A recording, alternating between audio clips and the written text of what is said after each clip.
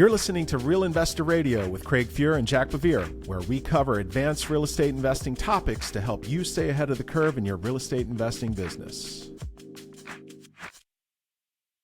Hey, welcome back to Real Investor Radio. I'm Craig Fuhr with Jack Bevere. We are joined today by attorney Doug Stein, having a fascinating conversation on episode 29. If you didn't catch it, I would highly recommend going back and checking that one out, especially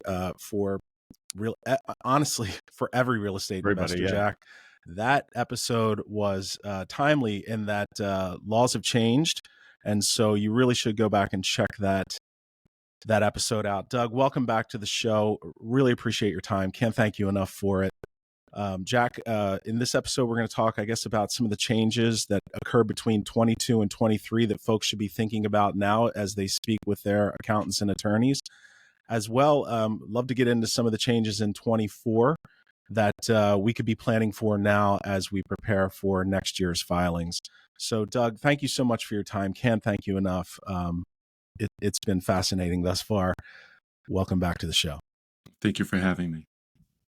So let's jump in. Let's talk about the changes to bonus depreciation. That's one that we've been benefiting from for the past. Real estate investors who are adding rental properties, holding real estate for more than a year and taking depreciation have been benefiting from, at least I hope you guys are, for a while. Doug, give us the quick background on that and how that's changing right now. Sure. So when the rules first came out for bonus depreciation, it allowed real estate investors and others to bonus depreciate 100%. Those numbers last year for 2023 went down to 80%, and they're currently scheduled to go down. I'm sorry.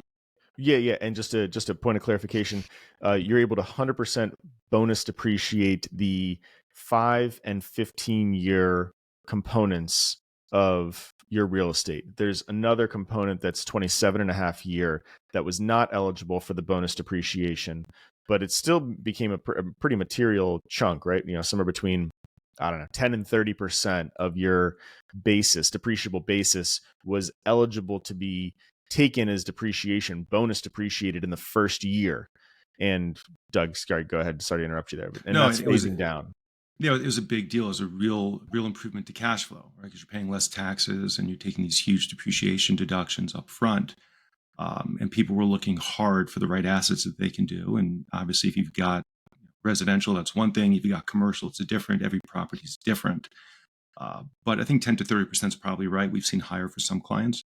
They've obviously pushed it as hard as they could and really got someone in there to look at it.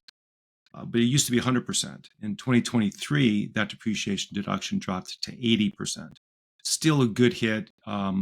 People I know late last year were running around very hard looking at their properties, and they will be doing that at least in 2024 up until they file their returns. 2024, that calculus changes substantially. It's now down to 60%. And it's scheduled to go down by 20 percentage points each year until we get to zero. So basically another 3 years. So properties that you acquired this year will be subject to the 60% max as opposed to 100%. That's going to change, I think, the arithmetic on some properties to the extent you're buying them with the expectation for those depreciation deductions. It'll be interesting to see if Congress changes it. There's been some discussion of that. We'll see what Congress does later this year. Yeah, that's something I wanted to ask you about. Do you think that that's going to be modified, or are they just going to let it phase out and then that was it? It's gone, so long. Or do you think it'll be thrown back on the table in a new tax bill? I think once we know who's running for president, who the actual parties are, and the 2 people or 3 people, depending on how we're looking at this, we'll have a much better sense. Don't get us started, Doug. Don't get us started. I miss the days when election season was short. Yeah. That hasn't been the case. This phase out right now is a big change. Particularly, there were folks 2 or 3 years ago even that a lot of syndications, real estate syndications, were even included in their advertising. One of the big selling points was, we've already done a cost segregation study, and here's how much your allocated bonus depreciation is going to be, because the tax benefit from making an LP investment and then getting a, call it 20% write-off of that investment in the first year was a material part of the sales pitch, right? To get LPs into these multifamily deals, particularly. Other real estate asset classes as well, but we saw it a lot in multifamily. And especially the deals that were particularly skinny, right? Yeah, absolutely. Right. Like if they were leading with that, if you're leading with the tax benefits and not the cash flow and the quality of the asset, maybe hopefully your eyebrow gets raised a little bit, but it was a material impact. So, folks were looking for that. And so that's going to be, kind of an arrow in the quiver that general partners, syndicators don't have as much on a going forward basis. So on a relative value point of view, the same cap rate is now on an after-tax basis, not the same, not as attractive as it was when that bonus was 100%. So yeah, and that's just going to get worse as time goes on, unless there's a change. Yeah, I mean, the economics of those deals are going to change until Congress acts. I don't think it's going away forever. I think Congress will come back. I don't think it'll be 100%. I think it's more likely they'll come back at a 60, 75, 80% for an extended period of time. But it will not, in my opinion, it won't happen until the next administration, whoever that administration may be. You mentioned 5 and 15-year components only. Is that clear of what those components are? Or is that also a murky waters that the average investor has to traverse? Well, you're supposed to do a cost segregation study for every property, whether that property is a $5 million office building or a $100,000 rental property. The safe harbor, Doug, please correct me if I'm wrong, but my understanding is that the safe harbor doesn't exist unless there is a cost segregation study.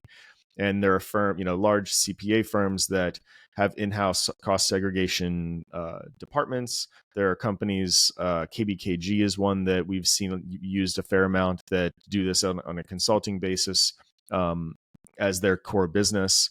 But those those cost segregation studies are not cheap, though, right? You're supposed to send a human into the property and have them literally fill out a 60-page report of all of the different things that are in the house. And the IRS regs will then tell you whether this is 5-year, 15-year, or 27.5-year property. And based off of that report, you hand that to your accountant, and then they calculate the percentages and fill out your tax return appropriately. There are a bunch of hacks that have kind of become popular that are not covered under the safe harbor, but are better than nothing, better than just putting your finger up in the air and coming up with an allocation out of the clear blue sky. But the IRS regs are very clear. Like the field guidelines that are given to, my understanding is the field guidelines that are given to IRS agents are very clear on what is on what is correct and what is acceptable and what is not acceptable. And that band of acceptable is quite narrow. So in the context of an audit, it's a point of exposure for everybody who doesn't have a full cost seg. So that's definitely in that spectrum of risk that I was mentioning in the previous episode that Doug is good about helping investors handicap. That's something that we've had to make some judgment calls on, frankly. Jack, as a lender to investors all across the country at every level, what's the line of investor to where a cost segregation study really, as much as you'd love to take advantage of bonus depreciation, what's that line where you're like, it's just too expensive, I can't sink my teeth into that? I think so there's two different issues, right? There's the business decision, there's the risk decision that you're comfortable with as the real estate investor. And then there's also a risk decision that your CPA is comfortable with, because they have to, if you're using a third party to do your taxes, they have to sign the tax return. Sure. And so if you say, hey, you know what, I'm going to be a little loosey-goosey about it, and I'm just going to use one of these online cost seg calculators, which totally exist, you can get comfortable with that as the investor yourself. But if your CPA is not on board, well, they ain't signing the tax return, right? And so it's not a singular decision. It's a conversation with whoever's doing your taxes, and then a business decision based off of that. So I guess I can't give you I wouldn't give you a full threshold on just like, hey, at $300,000 it starts to make economic sense, because there's different risk tolerances amongst tax preparers as well. And you've got more business-minded tax preparers, and you've got more folks who are just not interested in the hassle and just want to do the CYA decision. Sure.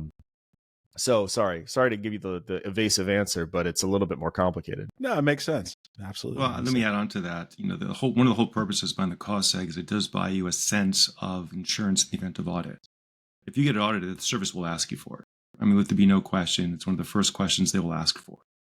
And if you can't produce one, that is not going to help you. Au contraire, right? It kind of opens the door and says, okay, here's someone who didn't really play by the rules. They acknowledged they didn't play by the rules. What other rules did they not play by? Yeah, it's kind of definitionally a bad act, right? You're in the safe harbor or you're not in the harbor. And once you're outside of the harbor, you're outside of the harbor, right? Like it's... That's right. It doesn't mean you lose, by the way. Being outside the harbor doesn't mean you lose. It just means you've got a very significant uphill battle to wage. So what else is going on in terms of changes to things that we had gotten used to or that are coming up?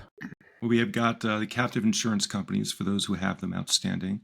Those numbers have gone up significantly. 2023 was 2.65 million was the maximum premium that you could pay without the captive paying tax, on the premium at least. It's now up to 2.8 million, which is a very big change. Whether you have the risk or not, or whether you have enough insurable risk, obviously is a different question. It's not a tax question. That's a insurable risk question. But if it's available, people will use that, no doubt. We do know that from the estate tax perspective, the maximum amount that you can pass free of estate taxes for your life has gone from about 12.9 to about 13.8. So that's another big change, about 900,000 there. Let me back up real quick. So on the captive insurance side of things, what Doug's referring to there is not like a captive insurance in the context of like workers' comp or general liability, where you'll see some folks within the same industry pool their risk together because it makes more sense for them to self-insure amongst kind of a co-op versus going out and buying commercially available coverages. That's not what we're talking. What he's referring to there. What Doug's referring to is the code section is 831B, and it allows for captive insurance companies as a risk management structure that they used to be much more popular in the context of pool. There was these pooled captive insurance structures, and there were a lot of like organizers, sponsors that were basically these companies that were selling this as a tax strategy, and that is like like that, and so it got on the IRS's dirty dozen as tax evasion, like a huge red flag for tax evasion. And there were a lot of those companies that were putting those structures, these pooled captive insurance structures together and charging big fees off of it. And it wasn't really insurance. It wasn't being used as insurance. It wasn't actuarially backed. There were never any claims. They were just basically evading taxes, using the structure to evade taxes. And as a result, they lost the IRS. The service won a number of cases against these structures, and that industry has been really whittled down over the course of the past 5-6 years, particularly. It is still a legal structure when done correctly. And the idea is to write insurance for your operating companies for which there is not commercially available coverage. And so, this is not for property and casualty. This is not for general liability. This is not for workers' comp. This is originally designed for farmers, frankly, in the Midwest to insure against drought years. And so there's a tax benefit to encourage farmers to save for drought years, so that they became, more resilient businesses. Now, they didn't write it just for farmers, though. All businesses can have a captive, and a very large percentage of the Fortune 500 has captive insurance companies. So it can be used correctly, but it's still a structure that invites bad actors. And what Doug was alluding to, though, is that the amount of deduction or amount of shelter, I guess, that the captive insurance company can achieve continues to go up. So while the IRS continues to crack down, the potential tax benefits continue to go up. So there's a little bit of a back and forth there. Sorry, that was a big sideways, but captive insurance company is, I would say, not commonly talked about, not a structure that a lot of folks know about, but maybe worth researching because there's a lot of unique risks to real estate investing and real estate lending that can be mitigated if this structure is used appropriately, as real insurance. Yeah, I'll just quickly pipe in there. We like captive insurance companies, but we stopped doing a lot of them. We stopped not because we thought they didn't work; it's because we didn't think the clients could comply. Mm-hmm. If you've got a client who, this is our firm position. If we have a client that can comply, we know they'll do the right thing. They'll actually go and get the actual studies. They'll follow the actual studies. They won't make it up. They'll actually have claims because, you'd be amazed how many captives I've seen that's been around for 10, 15 years and never had a single claim ever. Mm-hmm. And I'm thinking that's the best insurance company I've ever seen. That's impressive, right? Or the stupidest business decision, buy insurance that never happened. That's right. It's kind of like State Farm. They've never paid out, so what's the big deal? That's a joke for State Farm. There goes our State Farm sponsorship check. Damn it. I was working on that. I mean, they're great structures, but they've got to be used right. And I agree with Jack, that marketplace used to be just saturated, and now it's really whittled down significantly. And my bet is it'll whittle down even more over the next couple of years. But they work. You just got to do them right. And then the other thing that you mentioned there was the the death tax, right? That's what's commonly referred to as the death tax, the estate tax exemption, which went up significantly 5-6 years ago, and continues to climb, frankly, right? So now it's, what did you say the new number is for 2024? It's about 13.8 million. So 13 point, you can pass along $13.8 million of assets.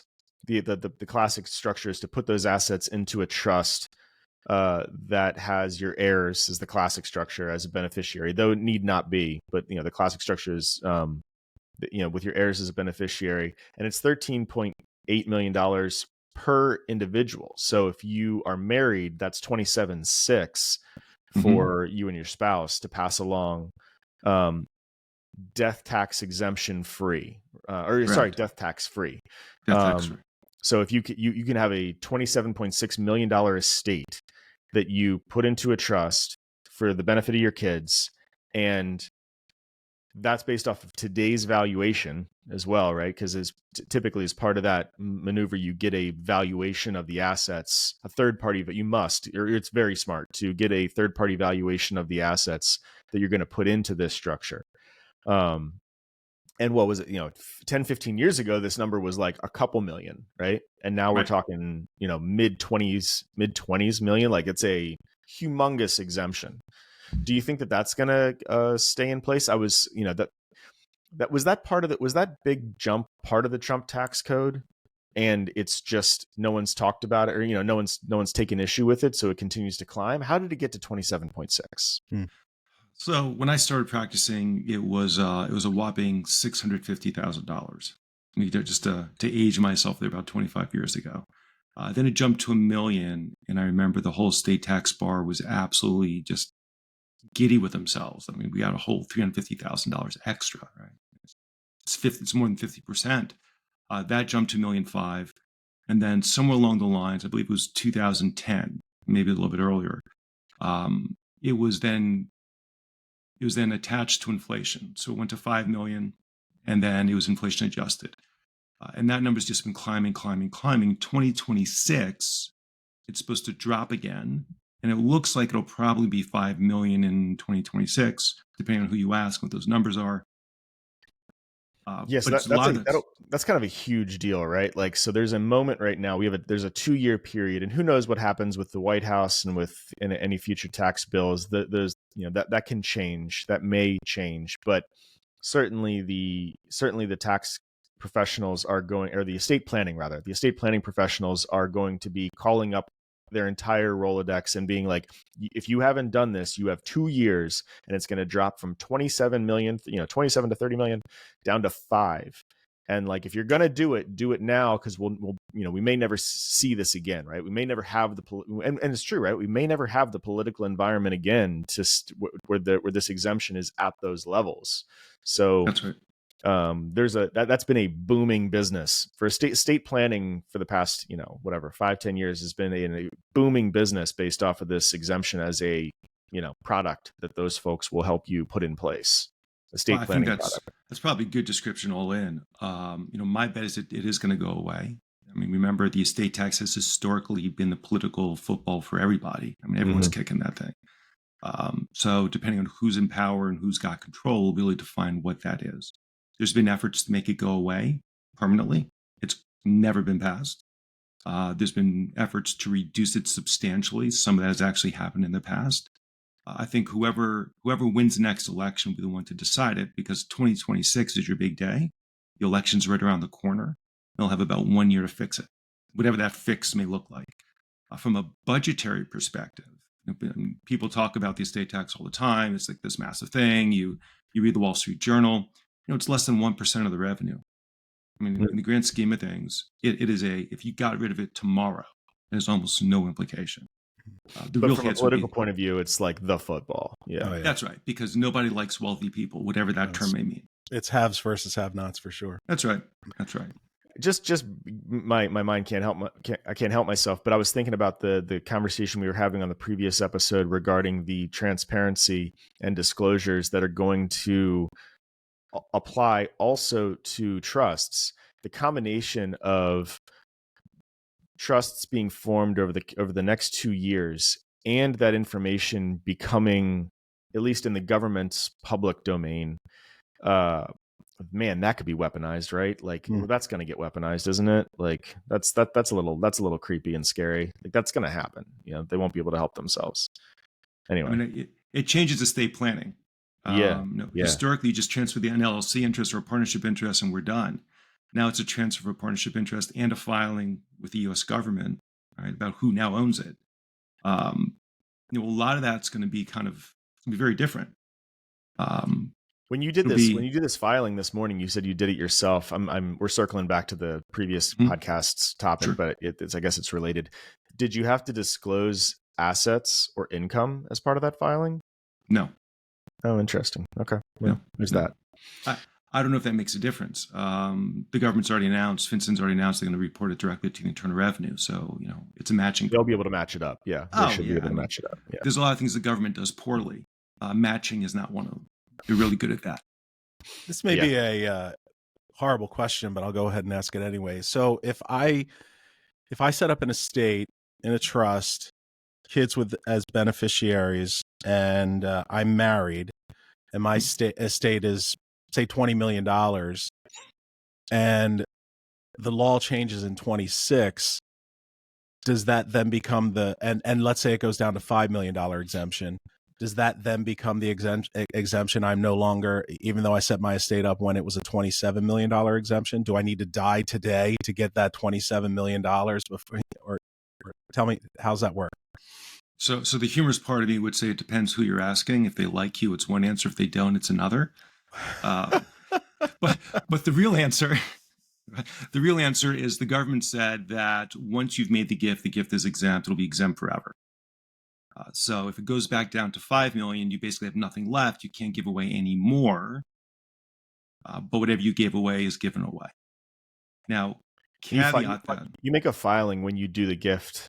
Like it's an overt filing. It's a specific filing that you do with the IRS to say, hey, today I gave away $5 million. I see. And so then if the exemption goes up, well, you've got more room, right, to put more in as that exemption goes up. But if as Doug just said, if it goes down, well, you're already above it. What's done was legal at the time, fine, but gates closed. That's right. Interesting. That's right.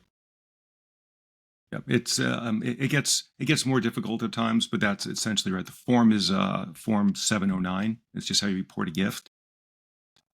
But you have to report it, and you have to give all your valuation to the government as well. Interesting.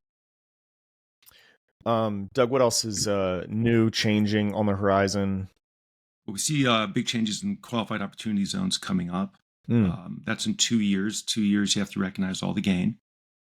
So those people who've made use of those, whether it's for residential that they're renting or commercial or anything else, they need to keep in mind that in 2 years, they have to have enough cash to pay the tax. It'll be interesting to see what the banks are doing at that point. that's when the deferral expires. So if you did a qualified opportunity zone, for those who are less familiar with it, you had a capital gain based off of the sale of some capital asset. And you, rather than do a 1031, for example, rather than do a 1031 exchange, you could self-report the gain and invest those dollars into a qualified opportunity fund, which owned either real estate or businesses that were qualified opportunity zone properties or businesses. And so by doing that, by investing that capital gain dollars, the money's fungible, right? So you just said, hey, yeah, I sold some real estate and I had $300,000 of gain, and I invested that $300,000 into this new LLC that owns real estate in a census tract that makes this qualify as an opportunity fund. And and then you didn't have to pay taxes on that capital gain. So the 20%, $60,000 tax bill was deferred. Now, until 2026, and so now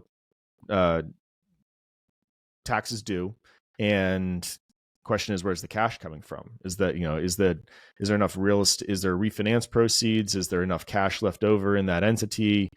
How are you gonna, the bill's coming due? Can I just before you answer that, I know investors around the country who have taken advantage of opportunity zones, and it's exactly the way Jack just said. They sold an asset, they had a gain, they put that into an opportunity zone fund, but these projects don't always happen overnight. And I know guys that did, that took advantage of that law a few years ago, and they haven't even broken ground yet. Mm-hmm. And so you're saying that so there's no cash flow. It's just they're still waiting on permits and entitlements on the land and going vertical, as they say. And so that tax bill is still coming due in 2026 on the gain that occurred as getting into the opportunity zone. That's right. It's due at the taxpayer level. So, you might have to reach in your other pocket, right? The money doesn't have to come from the QOF property. It doesn't have to come from that fund necessarily. But yeah, it's a taxable event that is coming back up. It was just a deferral. It was never an abatement. That's correct. So the real question is if it's going to come from the project, whether the project's even financeable. And Craig, I got clients in exactly the same position. They bought properties. They were great properties. Sure. Permitting has slowed down for whatever the reason may be. Everything is taking longer than it should. COVID came around, right? I mean, whatever it may be. And I keep telling them, you got 2 years. Come October 2027, that check's getting writ, whether you like it or not. Yeah, start saving your money now. And we've had a couple of banks tell us that they're only going to finance the best properties. Why should we be financing everything? Right? We know it's a unique opportunity. We know that we could squeeze the borrowers because they have real cash that's due. At least to being honest about it, I found that actually quite refreshing. Hey, would you say, so do you think that given there's only 2 more years for the deferral, are qualified opportunity fund opportunities, are they kind of not worth the squeeze at this point? Like, is that over because you're only achieving a 2-year deferral, and that, and there may be just some like cost benefit that makes it not worth it anymore. And we're going to go, and people should start looking back at 1031s as the classic cap gains deferral mechanism, or is there still a place for QOZs for the next couple years? So and do they phase out at 2026 too? Are they just done after that? So interestingly, no, they don't. I like QOZs for reasons other than deferral. I don't get me wrong. I like the deferral. It was the early years, 5-6 years deferral and 15% basis or 10% basis. That made the math kind of interesting. But I don't think it really changed the math because there was an underlying assumption that I believe, just personal opinion, is false. I think Congress is going to raise taxes in 2026. Like, why not?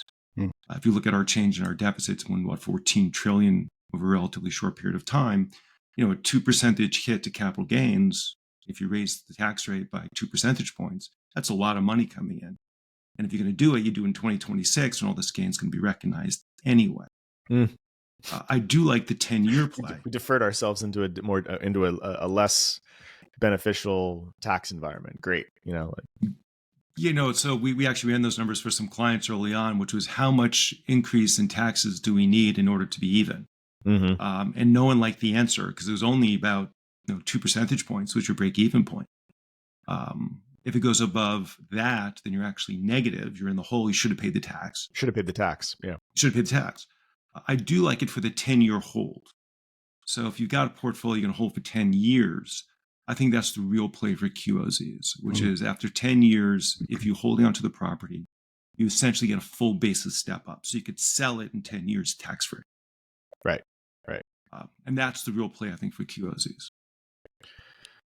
And that continues to be the case. And that's still eligible, right? It's still a 10-year hold. The clock starts now, or the clock starts at the beginning of the project, but that's still available for those 10-year hold deals, that basis step up. That's correct.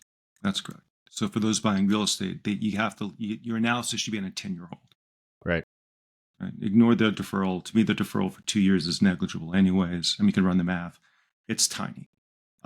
This deferral over 5 years isn't as much as people think it is anyway, because you have an inflation hit, and inflation's been higher than I think people anticipated. It's only higher than most people budgeted. Hey, I've heard a bunch of stuff about conservation easements. Never participated in one myself, but I know that you've got a fair amount of experience in that realm. What can you explain that basic structure to folks? I just think they'll find it interesting, but then Sure. and then also explain kind of the landscape of conservation easements as in the eyes of the IRS. Maybe we can discuss exactly what they are first and then get into it. Yeah. So conservation easements came into the code, I think, about 1958. It's been around a long, long time. And the original concept was that if you have property and you want to conserve it because it's got value, it could be green space, it could be historically important, it could be anything that really made sense. You could conserve that by giving rights to charity, specifically usually the land trusts that were gobbling up land or trying to preserve green space. And you'd get a deduction roughly equal to the fair market value of the reduction value of your real estate. So imagine you've got 200 acres of land, or you're in a city and you've got some extra lots and you want to give away those lots, so there's green space for everybody. Assuming you're qualified, then you'd be able to take a charitable deduction for the fair market value of the easement itself. Now, the math is a little bit more complicated. We can get to the details of the math if you want to, but simply speaking, it's just the fair market value.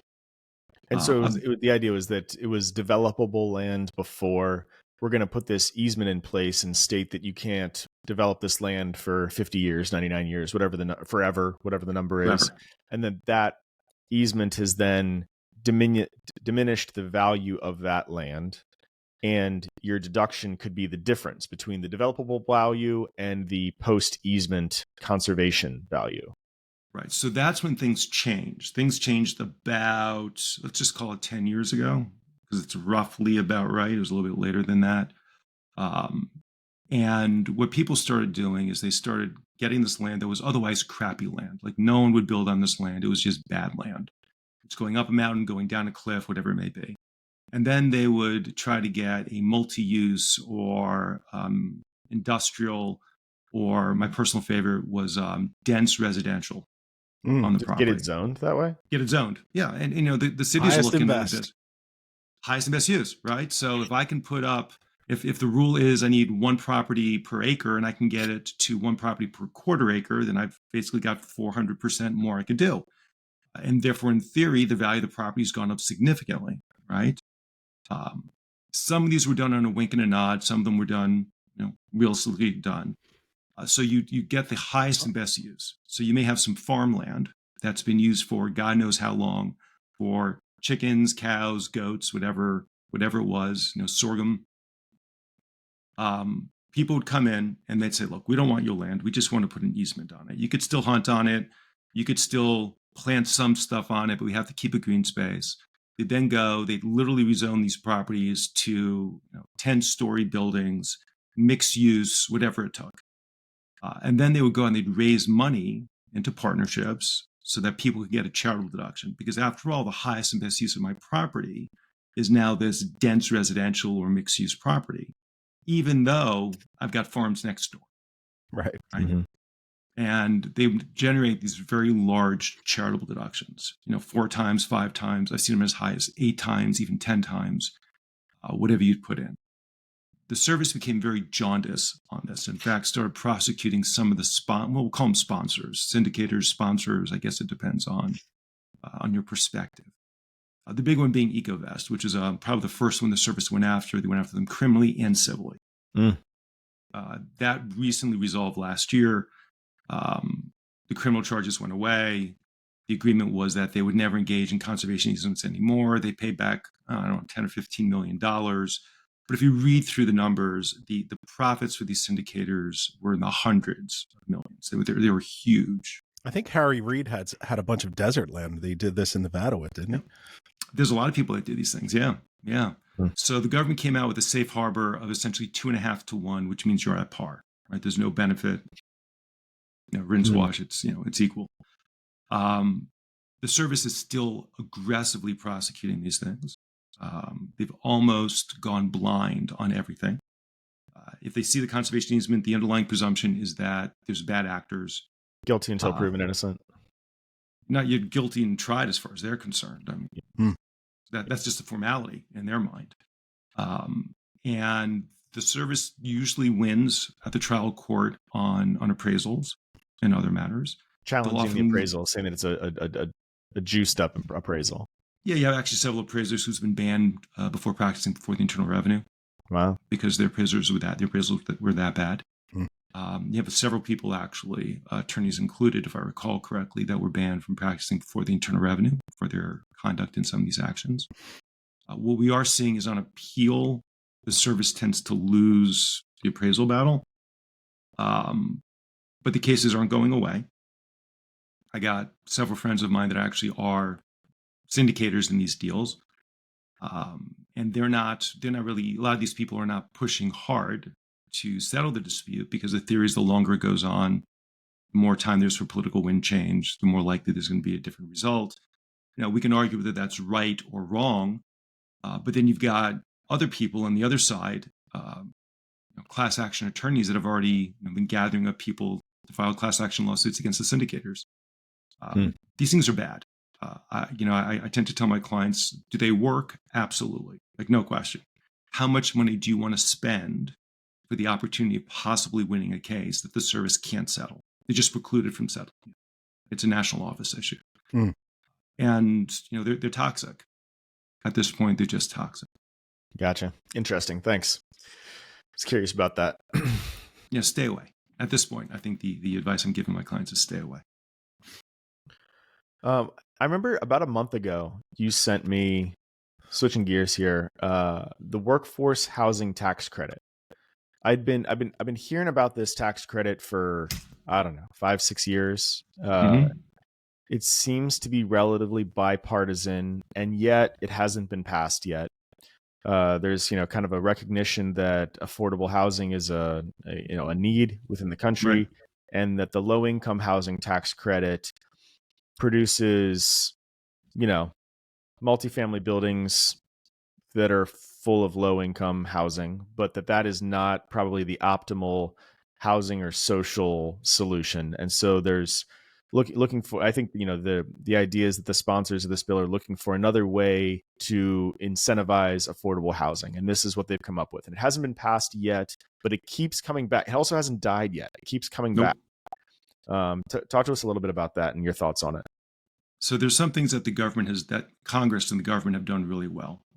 One of them is low-income tax housing credit. That worked for a very long time, but it also brought us things like very dense inner city, what are now almost slums or very dangerous places. Not always, but sometimes successful. We have something called new market tax credits that has done a great job for changing the economics. It's almost always commercial, big projects, $100 million, $200 million projects. Those are kind of two things that the government has done really well that have proven to actually make a difference. And they were economically sound. The LIHTC has fallen out of favor because there's a social implication that's not very good, or at least is perceived. The economics of, which is you're concentrating poverty. You've created a building, you've created affordable housing, but then you've put all of these folks who are low income in one place. And at least HUD believes that the jury's in on that concentrating poverty within a census tract does not lead to good social outcomes. And instead, we should be spreading it out, right? We should be dispersing low income folks into areas of opportunity, I think is the capital capital O, areas of opportunity, higher income census tracts. And that over the long term produces better social outcomes. It's pretty overt social engineering that they're undergoing here. But I think that the low income housing tax credit, the project based voucher examples, over the past 30 years were the solution to projects, right? Like that was the answer to public housing. Let's privatize it. Right. But we're still got the negative social outcomes based off of the concentration of poverty, whether it's publicly run or privately run. It's still not optimal. And they're looking for an answer to that, right? Right. And those areas don't gentrify. Right. For the most part, they just don't gentrify. So now you've got a city that's got this huge area that is always going to be low income, was built to be low income, caters to low income, but you can't improve it. So this new Work Act, new Workers Act, Workforce Tax Act will be interesting to see. I think it's got legs. I think it'll be the next administration. Congress is still highly polarized about everything. I mean, anything. Apparently, even pulling a fire alarm now is highly polarized. Everything is based upon something strange, whatever. Very but I timely. think it's going to have to. Yeah, it's in light of what's going on in the world, everything has become highly politicized, and I think in the wrong ways and polarized in just very unhealthy ways. This one I think has legs. It is bipartisan support. It's expensive. That's part of the problem. Is it's not cheap, so the costs are going to be high. But I think it's going to get enacted one way or the other. And it's going to move poverty out from inner cities and kind of spread it into the suburbs. And, you're going to get into the NIMBY issue, right? Not in my backyard. Yep. The cities will have to deal with that. Congress doesn't care about that as long as it's not their backyard, right? It's got to be someone else's backyard. So they'll kick that over to the states and the cities and the counties, and they'll all solve that problem. But the goal here is to give people who are in need of opportunities, that are low income, the ability to live in socially better places, likely lower in crime, because it tends to be with these LIHTC projects, they tend to turn into higher crime, not necessarily high crime, but higher crime. And there's lots of reasons for it. I don't feel the need to get into that because everyone's got their own opinion. And I don't care. I just look at the numbers. I'm a simple numbers guy in those things. And if I'm wrong, great, then I'm wrong. It wouldn't be the first time. My wife tells me all the time I'm wrong.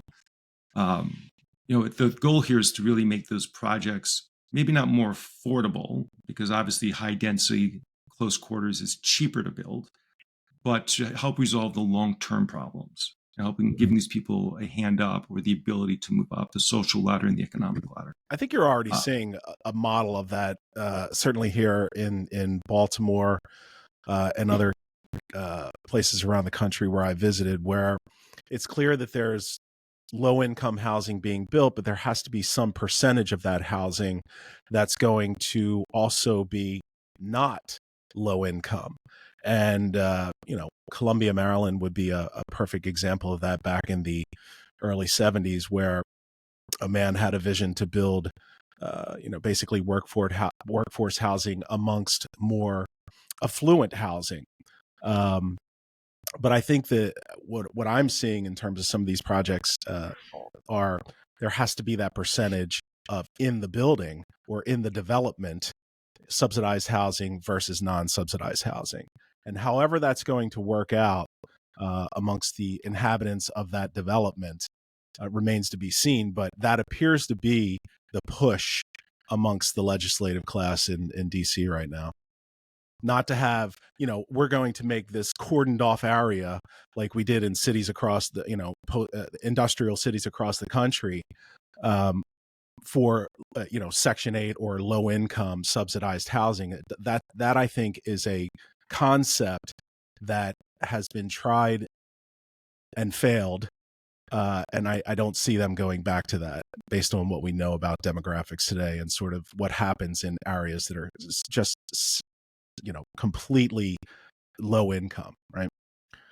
Yeah, I think there definitely seems to be the political will to approach this problem in a different way, the way you guys are just talking about. And we've got the workforce housing tax credit, which has been introduced, I believe. There's also a workforce housing. I'm sorry, no. The Neighborhood Homes Investment Act is another bill.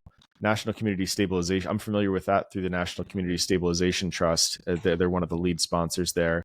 And the ex-president of director of NCST is now the director of the FHA, Julia Gordon. So they're still pushing that really hard. It seems that over the next couple of years here, we may actually see some version of this that is for scattered site affordable development, which we haven't spent any time going into the specifics of these acts because frankly, like they're early into the machine. So who the hell knows what the sausage is going to look like on the way out, on an actual passable bill.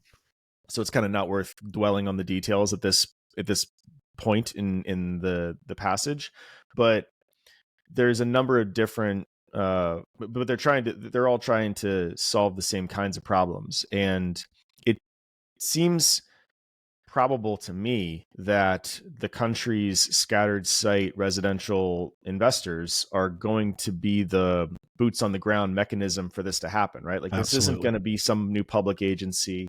The multifamily industry is not built for this kind of solution, but the small entrepreneurs who are buying houses and fixing them up all across the country in all kinds of neighborhoods are already the boots on the ground, right? Like it feels like there's going to be a much closer connection to a truly private sector operational solution than even the LIHTC industry, which has become its own like thing, right? Like that's not right.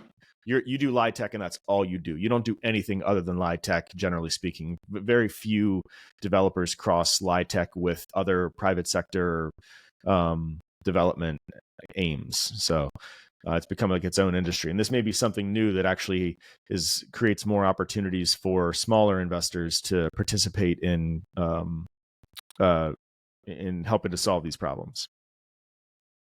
I think there's a need for the change. I think Congress sees the need for the change. I do agree these can't be large projects. They just won't work. I mean, what they're trying to accomplish would fail if you put up a big apartment building. It'd probably work in a classic homeowners association or townhomes, a couple houses here, a couple houses there will make a difference. The real issue to me in all of these things is how does it actually get implemented? I'm a man with a great deal of confidence that when you give politicians the chance to do something right, they'll find a way to make it happen wrong. Where we've seen it get implemented poorly in Baltimore specifically, right? Big push for affordable housing in a city like Baltimore. But where the public programs have really struggled is that they use the multifamily programs as a reference point, and then they try to adopt it for single family as opposed to creating its own thing. And like the real thorny devil in the details is site control, right? Like buying houses. If you want to control, because they're trying to look for some efficiencies in the application, right? Like they don't want to review individual property applications. It's a bear administratively for them to do that. They'd really prefer to review 100 units at a time. But the thing is, if you want to spread out poverty, right? Deconcentrate poverty. Well, people don't get site control over 100 units on a decentralized basis, right? On a scattered site basis.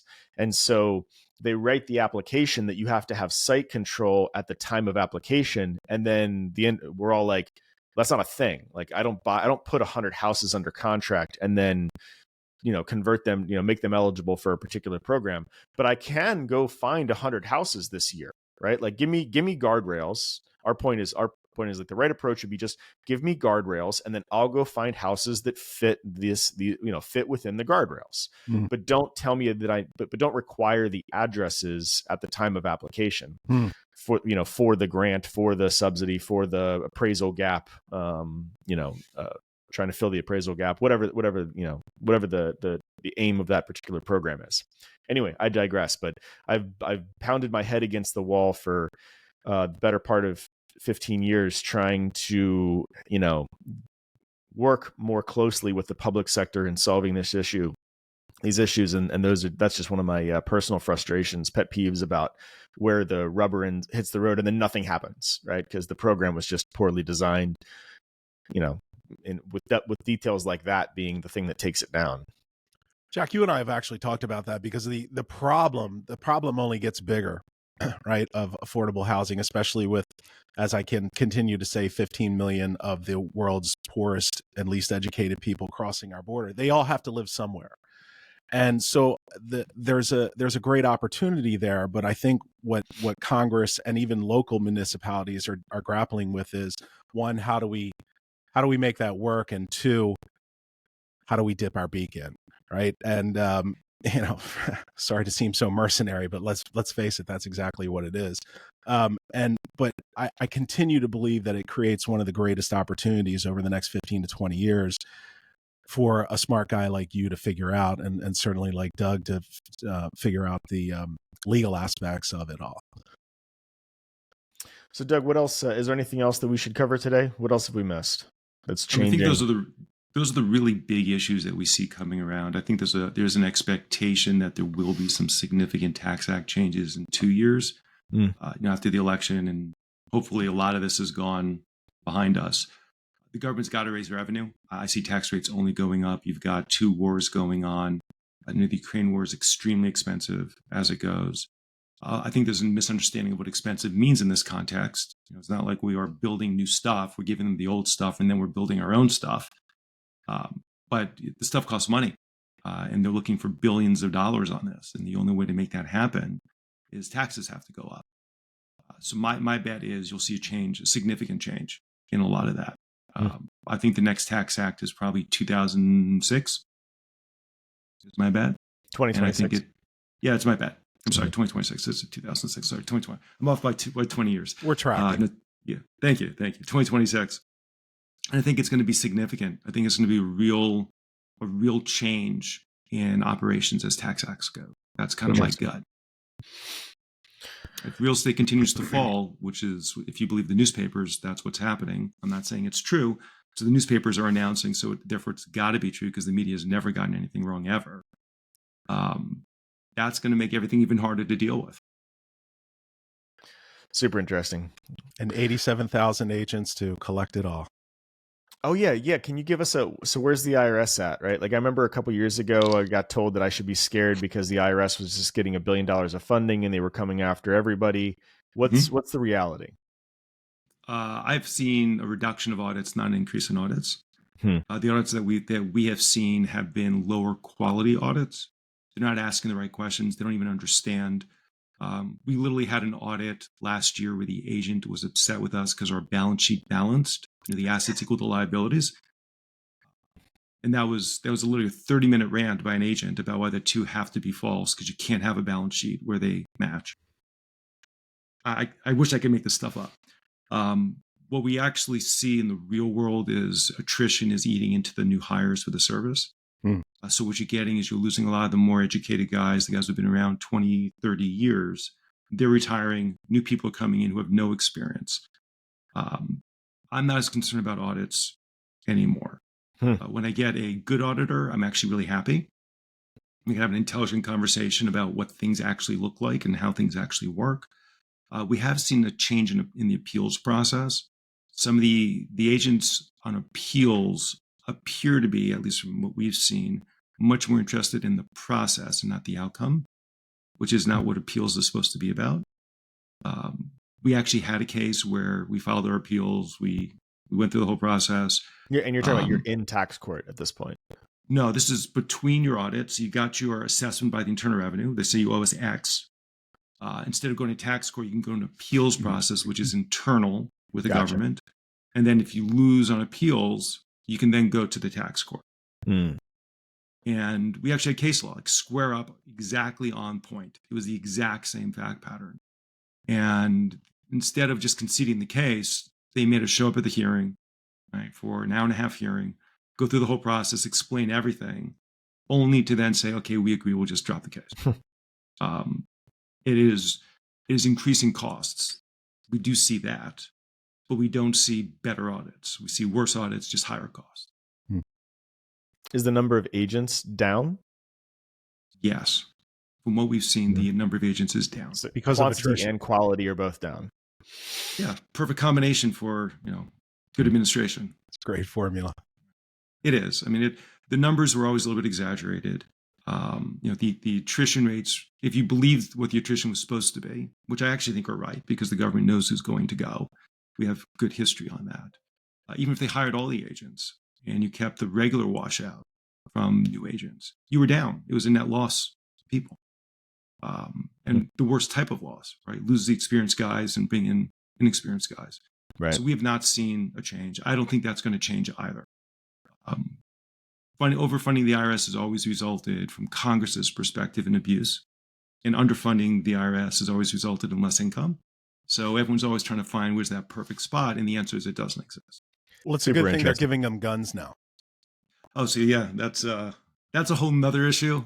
They're not the only ones. The USPS also buys a lot of ammo and guns.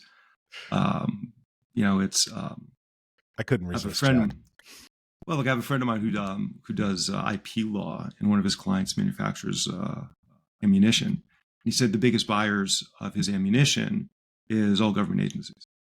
He can't even make it for anybody else because the government agency is just buying it up. And it's astounding to me that that's what we're spending our money on. Super interesting. Yeah, we won't go down that rabbit hole, but we certainly could for maybe another episode. Doug, it has been a couple days worth. It has been a real pleasure to have you. Can't thank you enough for your time, Jack. Yeah, thank you so much. Appreciated an interesting and stimulating conversation as always, and we look forward to. Love to grab you again at some point in the future as stuff starts to unravel and we start to see changes. So really appreciate your time today, sir. I appreciate your time. Thank you for having me, guys. Well, another stimulating conversation on Real Investor Radio. We're thankful that you all have turned in. We'd love to wish everyone a happy new year, prosperous new year, and a peaceful new year. And thanks for tuning in once again. Jack, any last words? No, thank you guys. Have a great one. All right, we'll see you next time on Real Investor Radio. Take care.